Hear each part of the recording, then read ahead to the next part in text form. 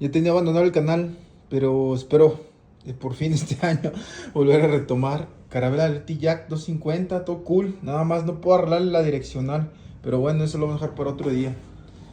Harley Davidson Roadster, chulada, mi moto favorita. Bueno, el pedo aquí es que pasaba por un bache y se escuchaba que pegaba ruido. Ta, ta, ta. Digo, bueno, pues qué chingados era. La suspensión no es, está cool.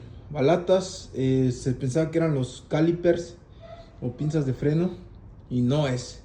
Al parecer es el tank.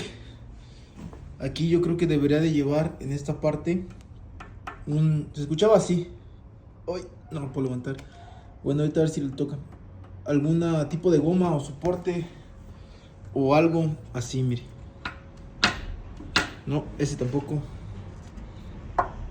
Ah, es que ahorita está, no pega porque está levantado. Bueno, escuchaba un golpecito como así.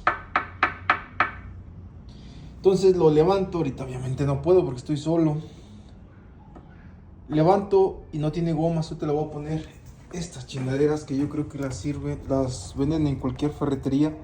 O hasta un hule de tapete, ¿eh? Si tiene ahí por ahí un tapete de su abuelito que ya no que ya no ocupa o que tiene ahí en el patio, se los puede poner. Vamos a ver si esta madre resuelve el problema.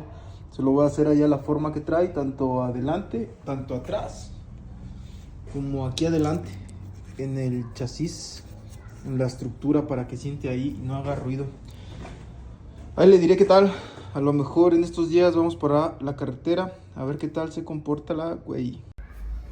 Es este sonido, yo creo que lo va a escuchar muy bien, lo va a identificar si usted tiene este detalle. Se escucha más o menos así.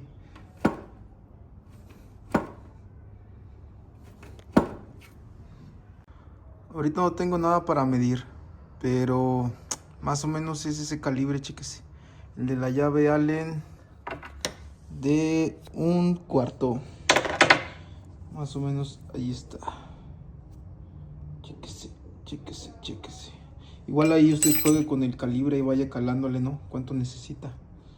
Tampoco se fíe de este canal, ¿no? Este canal es de un güey aficionado.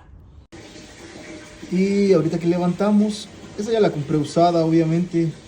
Vemos que está aquí pelado.